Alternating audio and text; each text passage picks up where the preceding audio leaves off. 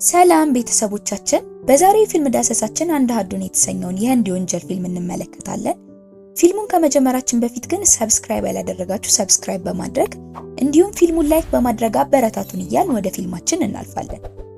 ፊልሙ ሲጀምር ፑኔ በተባለች ከተማ ዳርቻ የሚኖር አንድ ገበሬ በጥንቸል ተቸግሯል።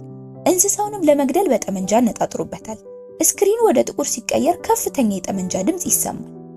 በሌላ በኩል በፑኔ ከተማ ውስጥ አካሽ የተባለ ጎበዝ አይነ ስውር ፒያኖ ተጫዋች ይኖራል። አካል ጉዳተኛ ቢሆንም ብቻውን ይኖራል። ምግብ ያበስላል፣ እንዲሁም ራሱን ያጸዳል። አካሽም አይነ ስውር እንዳልሆነ በሚያስብ አንድ ልጅ በተደጋጋሚ ይረበሻል። ልጁ ሐሳቡን ለማረጋገጥ ብዙ ጥረት ቢያደርግም እስካሁን አልተሳካለትም። አንድ ቀን ጠዋት እንደተለመደው በልጁ ከተረበሸ በኋላ አካሽ ወደ ሙዚቃ መደብር ይሄዳል። በአንድ ወር ጊዜ ውስጥ ወደ ለንደን በመሄድ ታዋቂ በሆነ መጠጥ ቤት ውስጥ ለመስራት እንዳቀደ ይናገራል።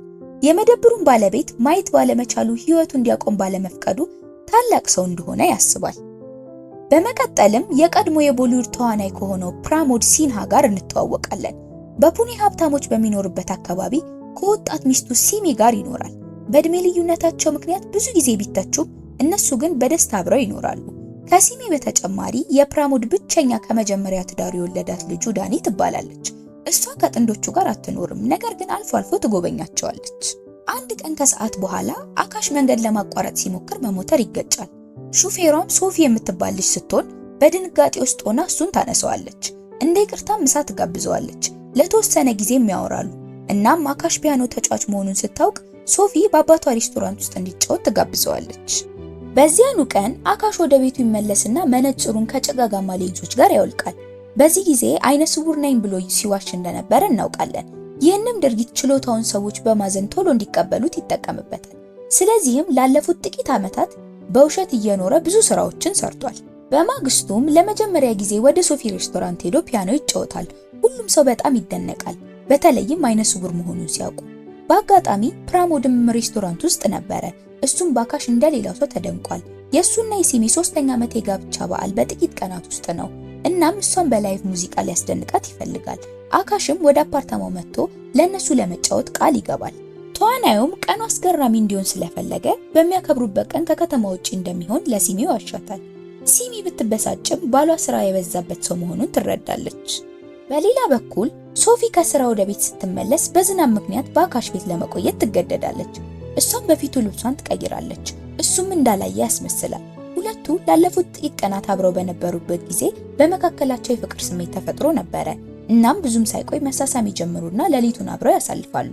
በሚቀጥለው ትዕይንት አካሽ የፕራሞድን አፓርታማ በር ያንኳኳል። ሲሚም በሩን ከፍታ ባሏ ቤት ስለሌለ እንዲሄድ ትነግረዋለች። አካሽም እዚህ መሆን እንዳለበት ቢነግራት እሷ ግን አትሰማውም። ሆኖም አንድ አሮጊት ጎረቤት ስታያቸው ሲሚ ምቾት ስላልተሰማት አካሽን ወደ ውስጥ ታስገባዋለች። እሱም ስራውን ይጀምራል። እሷም እየተዝናናች ነው። ነገር ግን ይህ የፕራሞድን የሞት አካል ወለሉ ላይ እስኪያስተውል ድረስ ነበረ። አካሽ ባየው ነገር በጣም ይደነግጣል። ነገር ግን መጫወቱን አላቆመም። ሲሚ አካሽ ማየት ስለማይችል የባሏን የሞት አካል ለመደበቅ በቂ ጊዜ እንዳላት በማሰብ ችላ ትለዋለች። ከጥቂት ጊዜ በኋላ አካሽ ወደ መታጠቢያ ቤት ሲሄድ የሞተውን ሰው ሙሉ በሙሉ ያየዋል። ተረጋግቶም ወደ መታጠቢያ ቤት ይገባል። መታጠቢያ ቤትም አንድ ሰው ውስጥ ተደብቆ ያያል። አካሽም በፊቱ ሽንቱን ከሸና በኋላ የደነገጠ መሆኑን ሳያሳይ ወደ ፒያኖ ይመለሳል። ወደ ኋላ መለስ ብለን ስንመለከት ሲሚና እንግዳው ሰው ከፕራሞድ ጀርባ የፍቅር ግንኙነት እንደነበራቸው እናያለን። ሲይዛቸውም ደንግጠው ተኩሰው ይገሉታል። አካሽ መጫወቱን ሲቀጥል ገዳዮቹ ቆሻሻውን ያጸዱና የፕራሞድን የሞት አካል በሻንጣ ውስጥ ያስቀምጣሉ። ከዛም ሲሚ ወደ ቤት እንደተመለሰ በማስመሰል ከፕራሞድ ጋር እንደምታወራ ታስመስላለች። አካሽም ፒያኖውን ተጫውቶ ሲጨርስ ተሰናብቶ ይሄዳል። ውጪ ሁሉንም ነገር ለማሰብና ቀጥሎ ምን ማድረግ እንዳለበት ለመወሰን ለተወሰነ ጊዜ መቀመጥ ነበረም። ሳኩ የተባለች የአካባቢ ሎተሪ ሻጭ ወደሱ ትቀርባለች። ሪክሾውን በመጥራት እንዲረዳው ታደርጋለች። የሪክሾ ሹፌር ሙርሊ በመምጣት እሱ እንደሚፈልገው ወደ ፖሊስ ጣቢያ ያደርሰዋል። አካሽም ያየውን ለፖሊሶች ለመንገር ወስኗል። ነገር ግን ይህን ከማድረጉ ጥቂት ሰከንዶች በፊት ዋናው የፖሊስ ኢንስፔክተር ማኑሃር ይመጣል። እሱ ማለት በግድያው የሲሚ ተባባሪ የነበረው ሰው ነው። አካሽም በመደንገጥ የድመቱን መገደል እያማረረ በመናገር ያስመስላል። ሞኖሃርን ወዲያውኑ ያውቀውና የሞተው ድመት ታሪክ እውነት መሆኑን ለማየት ወደ ቤቱ አንድ ላይ ይሄዳሉ። እንዲሁም አካሽ አይነ ስውር መሆኑንና ስለ ፕራሞድ ሞት እንደማያውቅ ማረጋገጥ ይፈልጋል። ይህንንም ለማድረግ ቢላዋ ያወረውርበታል። ነገር ግን አካሽ አልተንቀሳቀሰም። ኢንስፔክተሩም ከሄደ በኋላ አካሽ ወደሚሰራበት ሬስቶራንት ይሄዳል። እንዳይጠረጠርም የተለመደ መስሎ መታየት እንዳለበት ያውቃል። ሲሚም ወደ ሬስቶራንቱ በመምጣት ባሏ ለስራ እንደወጣ ለሰዎች በግዴለሽነት ትነግራቸዋለች።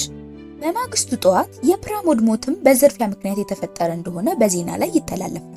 ሰዓቱና ጌጣጌጦቹም የጠፉበት መኪና ውስጥ በድልድይ አጠገብ ተገኝቷል። ማኑሃርም እውነቱን በጭራሽ እንዳይወጣ ጉዳዩን ራሱ ይመረምራል። ለምርመራም የፕራሞድ ልጅ ዳኒ፣ ሲሚና አካሽ ወደ ፖሊስ ጣቢያ ይጠራሉ።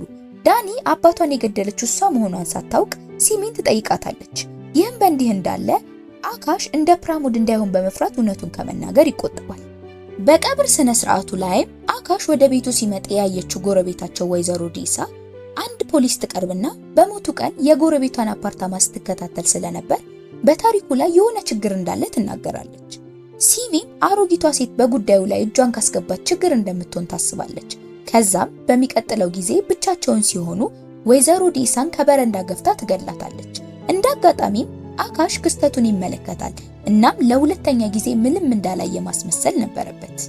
በፍጥነትም ወደ ቤቱ ሄዶ ሁሉንም ነገር ሊነግራት በማሰብ ወደ ሶፊ ይደውላል። እሱ በማያውቀው ነገር ቢኖር የሚያበሳጨው የጎረቤቱ ልጅ በተመሳሳይ ጊዜ ቪዲዮ እየቀረጸው መሆኑን ነው። ከሶፊም ቀደም ብላ ሲሚ ከፕራሞድ የቀብር ስነ ስርዓት ጣፋጭ ነገር ይዛለት ወደ ቤቱ ትመጣለች። አካሽም ማድረግ ያለበትን አድርጎ ወደ ውስጥ ያስገባታል። ቡና ፍልቶላት ሲዞር ሲሚ ጎስት ጭንብል ለብሳ ያያታል። እሷም እሱን ለማስደንገጥ ለመያዝ ትፈልጋለች። ነገር ግን እሱ ምንም አይነት የመደንገጥ ፊት አላሳያትም ነበረ። በንግግራቸው መካከል ሲሚ ሽጉጥ ትደግንበታለች። ይህም አካሽ እውነቱን እንዲናገር ያደርገዋል። ስለ ግድያውም ለማንም እንደማይናገርና በቅርቡ ወደ ለንደን እንደሚሄድ ይናገራል። በድንገትም ራሱን ስቶ ይወድቃል። ሲሚም በሰጠችው ጣፋጭ ውስጥ መድኃኒት ስለጨመረችበት ነበረ። ሶፊም እሱን ለማግኘት ስትመጣ ህፃኑ ልጅ አካሽ አይነ ስውር እንዳልሆነ የሚያረጋግጥ ቪዲዮ ያሳያታል። እሷም በንዴት በሩን ታንኳኳለች። ነገር ግን የከፈተችላት ራቁቷን የሆነችው ሲሚ ነበረች። ራሱን ከሳተው አካሽ ጋርም እንደተኛች ታስመስላለች። ልቧ የተሰበረው ሶፊም ከቤቱ በንዴት ትሄዳለች። አካሽም ከሰዓታት በኋላ በአይኖቹ ላይ እንግዳ ስሜት ተሰምቶት ይነቃል። አይኖቹን ሊከፍታቸው ሲሞክር ምንም ነገር ማየት እንደማይችል ይረዳል።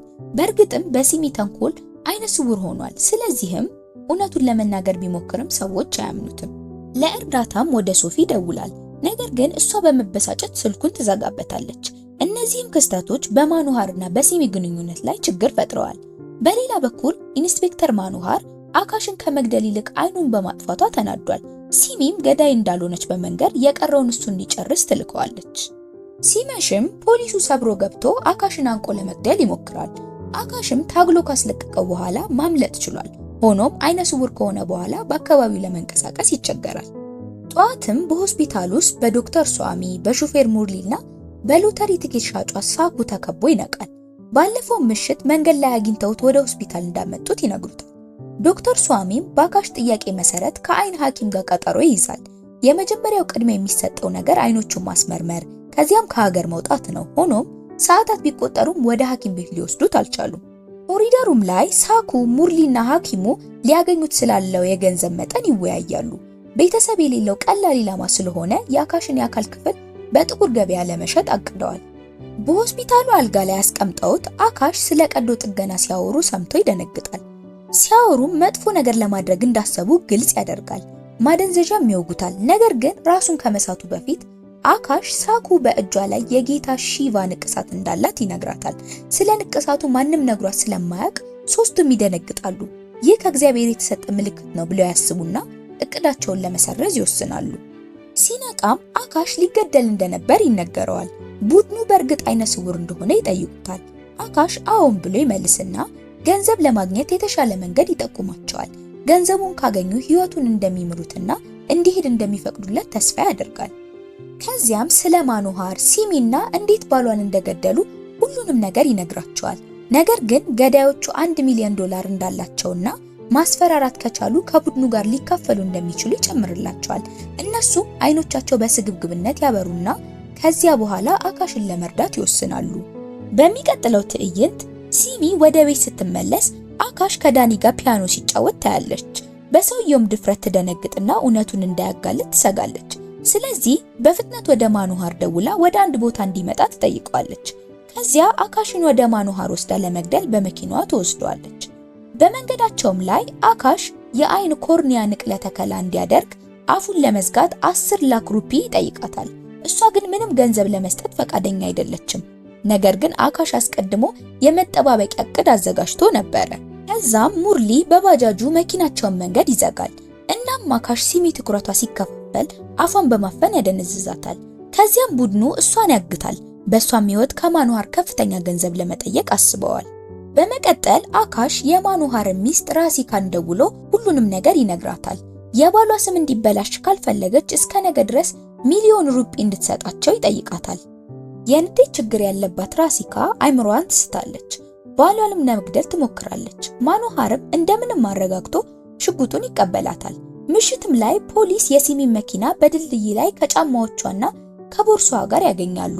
እንደ ሁኔታውም ራሷን እንዳጠፋች ይመስል ነበረ። በሌላ በኩል ራሲካ በመጨረሻ ተረጋግታ ችግሩን ለመፍታት ከባለቤቷ ጋር መንገድ ታስባለች። ይህ በእንዲህ እንዳለ ሲሚ በጣም ታስቸግራለች። እሷን ለማስፈራራት ሐኪሙ ደሟን ወስዶ ኩላሊቷን እንደሚሸጥ በመንገር ያስፈራራታል። ከሰዓታትም በኋላ ማኑሃር በገንዘብ የተሞላ ሻንጣ ይዞ ይደርሳል። የቀጣዩን የእቅዱን እርምጃ ሊፈጽሙም ሲሉ ሳኩና ሙርሊ አካሽን ይከዱታል። እሱን ወንበር ላይ አስረው እቅዱን በራሳቸው ለመፈጸም ወደ ውጭ ይወጣሉ። አካሽንም ሳያካፍሉ ሁሉንም ገንዘብ ለራሳቸው መውሰድ ይፈልጋሉ። አካሽና ሲሚ በአንድ ክፍል ውስጥ ነበሩ። ሲሚ በእቅዱ የማይረባነት ትስቃለች። እሱንም ተሸናፊ ብላ ትጠራዋለች። አካሽም በዚህ ሰዓት ለማኑሃር ሸክም ስለሆነች በጣም መፍራት ያለባት እሷ እንደሆነች ይናገራል። ካለበትም ሁኔታ ለመውጣት ምርጡ መንገድ እሷን መግደል እንደሆነ ያስጠነቅቃታል። በተመሳሳይ ጊዜ ሐኪሙ የሲሚን የደም ሪፖርት እየተመለከተ ነው። በወረቀቱም ላይ በተጠቀሰው ነገር ፊቱ ያበራል። እናም በፍጥነት እሷን ለማግኘት ይሄዳል።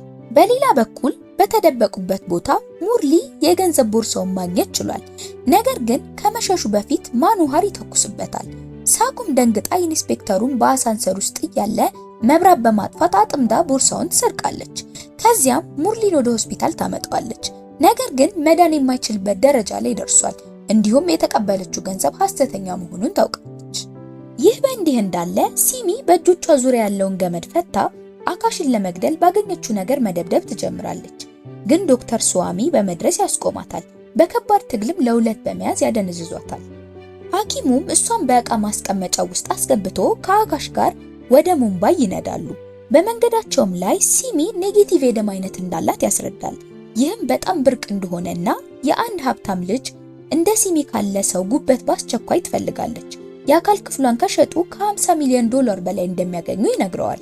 አካሽም በግማሹ ብር የፈለገውን ማድረግ ይችላል። የአይን ኮርኒያ ንቅለ ተከላውን እንኳን ማግኘት ይችላል። ሆኖም ለጉበቱ ሲሚን መግደል ስለሚኖርበት ትክክል ሆኖ አልተሰማውም። ትዕይንቱ በድንገት ወደ 2 ዓመት በኋላ ይቀየራል። ሶፊ በአውሮፓ በረፍት ላይ ነች።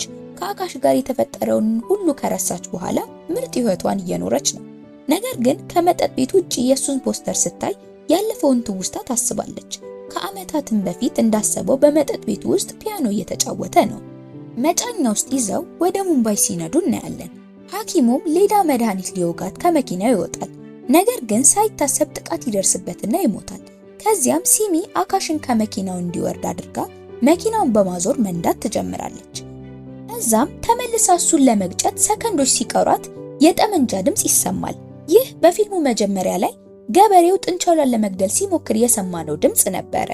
ጥንቸሏም በመኪናው የፊት መስታወት ላይ ትዘላለች።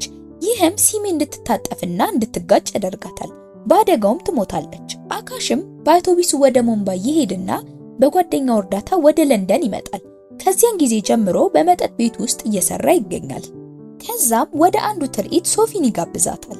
በማግስቱም ጠዋት ዋሃሮአ በረራ አለባት። በቀጣይም ስትመለስ እንድታገኘው ቃል አስገብቷት ይለያያሉ። በመጨረሻው ትዕይንት አካሽ መንገድ ላይ ሲራመድ አንድ ጣሳ ይመታል። ይህም አሁንም ማየት እንደሚችል ያሳየናል። እንደዚህ አይነት በአጭር የተተረጎሙ ፊልሞችን ለማግኘት ቤተሰብ መሆን አይርሱ። በቀጣይ ስራ እስከምንገናኝ ቸር ቆዩን።